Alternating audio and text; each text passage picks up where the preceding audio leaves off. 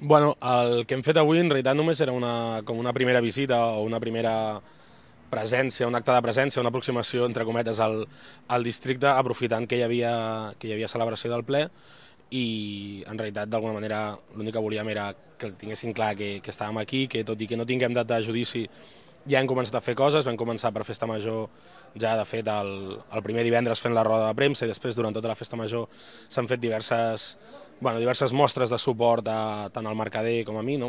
Els dos encausats de la campanya. Llavors, aprofitant això, una mica que havíem donat el tret de sortida d'aquesta campanya, volíem estar aquí perquè ens veiessin, tot i que assumíem aguantar el funcionament aquest tan ridícul, tan patètic i tan lent d'haver-nos de menjar 3 hores d'un ple absurd amb uns comportaments de tots els partits polítics bastant semblants als d'un teatre de titelles bastant dolent, semblaven la caricatura d'ells mateixos, doncs tot i que sabíem que no serviria per res, sabíem ja d'entrada que la resposta seria negativa, com a mínim que tothom veiés que estàvem aquí dins.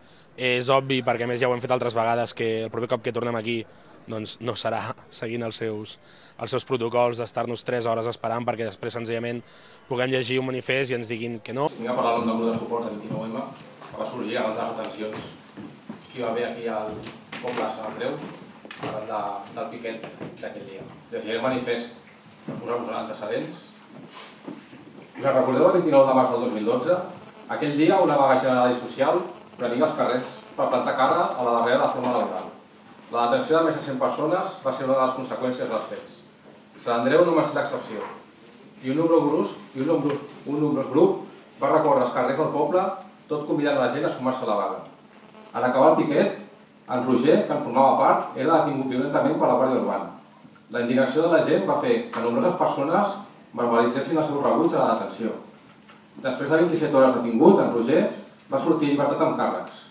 Aquell mateix dia, el Mercader, que com tant d'altra gent havia presenciat la detenció d'en Roger, va rebre una trucada per citació judicial. L'acusaven de resistència a l'autoritat.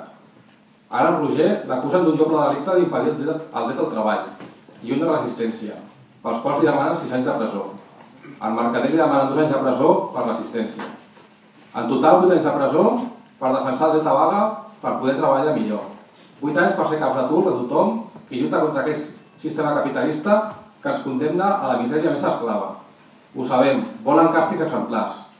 Tots els acusats tenen un ampli historial de lluita a les esquenes. El Mercader, a qui van reconèixer per la seva lluita en defensa dels 2 dies de descans setmanal pels conductors de bus del TMB, està implicat des de fa anys en la lluita sindical.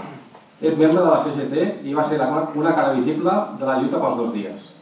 La seva cotxera és, precisament, la del Triangle Ferroviari, a Sant Andreu, on fa més de 20 anys que condueix la línia 40 d'autobús. D'altra banda, en Roger és membre d'Endavant, del casal independentista No hi Baliarda, de la Festa Major Reivindicativa i del punt de trobada d'afectades per la crisi. I participa també de la Bastonera i dels Diables de Sant Andreu. Tots dos lluitaven pel dret a treballar en millors condicions i a no perdre drets socials. I lluitar comporta repressió. Ho sabem i seguirem. L'amenaça de 8 anys de presó no frenarà perquè sabem que la lluita contra el capitalisme és llarga i no ens arronsarem pas. Absolució Roger Mercader. Amb res, no ho volem tampoc, el que sabem és que les coses les guanyem lluitant, l'únic que sí que d'alguna manera intentem anar a poc o que ells entenguin que ho intentem fer pels seus canals i són ells mateixos els que inhabiliten els seus canals, per tant no ens deixen altre remei que el que ja sabíem, que hem de lluitar al carrer i que només nosaltres ens salvarem.